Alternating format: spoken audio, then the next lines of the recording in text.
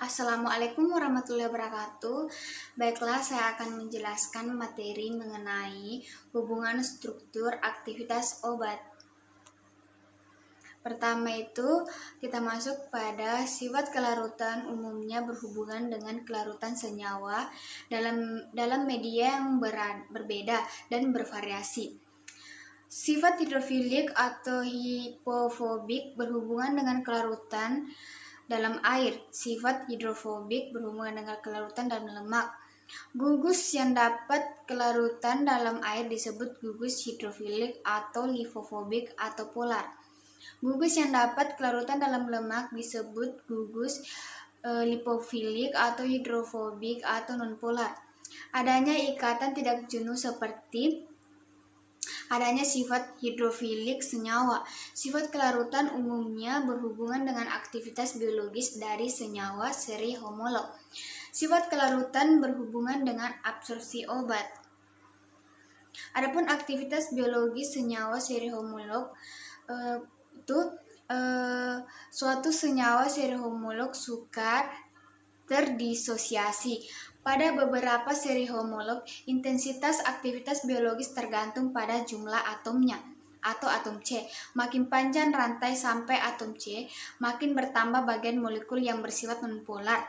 Tidak terjadi perubahan fisik. Kenaikan titik didih, berkurang kelarutan dalam air, meningkat koefisien partisi lemak atau air, tegangan permukaan dan kekentalan.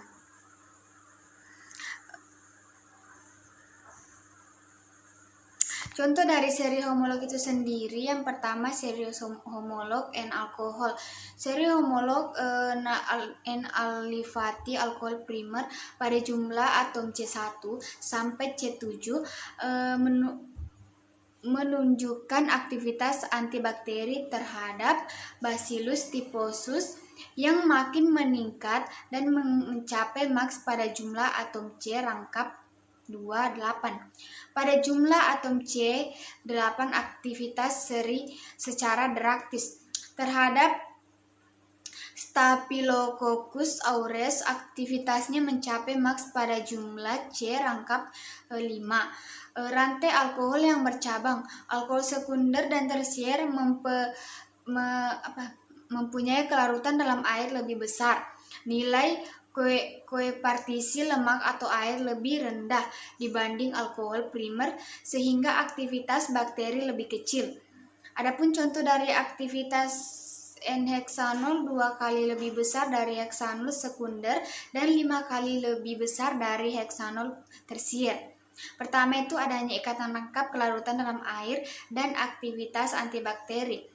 Alkohol dengan BM besar, setilalkohol praktis tidak larut dalam air sehingga tidak berkhasiat sebagai antibakteri.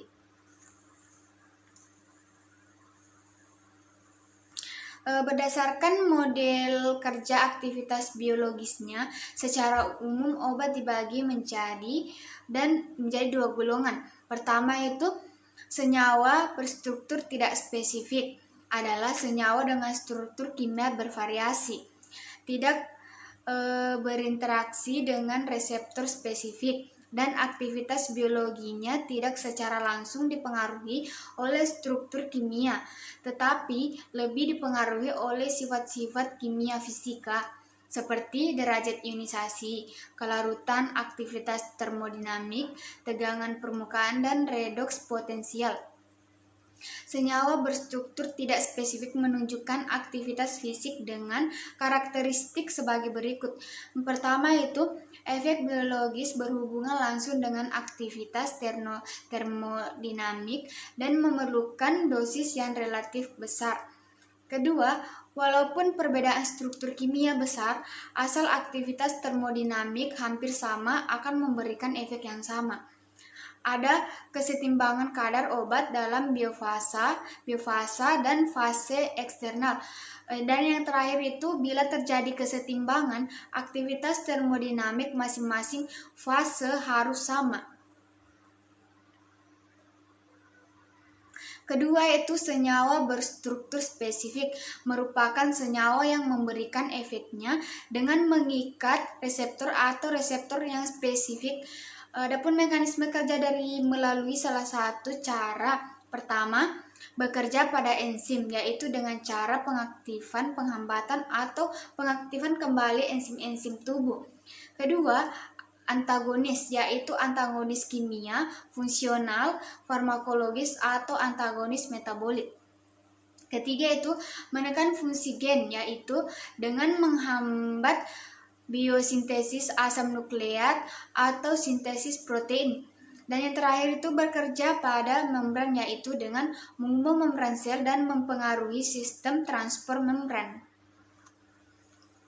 Adapun karakteristik dari senyawa berstruktur, pertama itu efektif pada kadar rendah, melibatkan kesetimbangan kadar obat dalam biofase dan fase eksternal.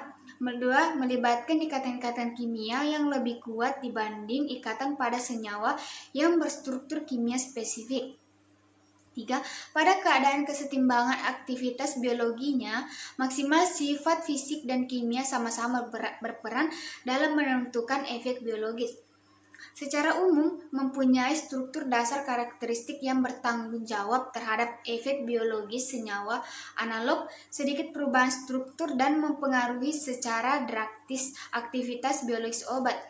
Contoh dari senyawa spesifik antaranya yaitu obat analgesik atau morfin, antihistamin atau difenhidramin. Ionisasi aktif atau tidak terionisasi. Pertama itu kerja di dalam sel dan membran sel. Henderson, Hasselbalch. Adapun contoh dari ionisasi itu sendiri ada dua. Pertama itu fenobarbital dan yang kedua itu asam aromatik lemah, asam benzoat, asam salisilat, dan asam mandelat antibakteri. Adapun aktif terionisasi itu pH sama dengan 3, 100 kali netral kerja di luar sel. Sulfonamida dan amonium quaterner. Kita masuk pada kelat. Kelat itu senyawa yang dihasilkan oleh kombinasi senyawa yang mengandung gugus elektron donor dengan ion logam membentuk suatu cincin. Logam dalam biologis itu Fe, Mg, Cu, Mn, Co, dan Zn. Kelat dalam sistem biologis itu pertama itu kelat yang mengandung logam Cu atau enzim eksidase, terus kelat yang mengandung logam Fe atau enzim porfirin, enzim non-porfirin, molekul transfer oksigen, dan kelat yang mengandung logam Zn itu adalah insulin. Selanjutnya, kelat yang mengandung logam Co itu vitamin B12. Dan kelat yang mengandung logam Mn itu enzim proteolitik, fosfatase, dan karboksilase. Dan kelat yang mengandung logam Mn itu oksaloasetat, dekarboksilase, organisase, dan prolidase. Selanjutnya, potensial redoks itu reaksi biologis potensial redoks optimum bervariasi. Kita next saja.